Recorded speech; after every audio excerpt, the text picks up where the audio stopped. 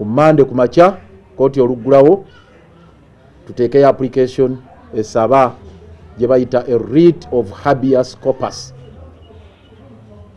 Eyo court order eba etegeeza nti omuntu yenna awambye Allan Ssewanyana muleete ku speedi ey'ekizungirizi kooti emulabeko, ab'enganda bamulabeko, asobole okulaba ne baloya ne ba doctor ate muwe n'ensonga lwaki mwamukutte. Kaakati tuli mikono gya kooti yerina obuyinza obututaasa okulaba nti tuddamu okulaba ku Allan n'okumanya wa gy'asibiddwa na misango ki egimusibizza. Manye nti omwami yali wano okusinga otuwugguza. At the end of the day obulamu bwe bulamu bwaffe gye tuli.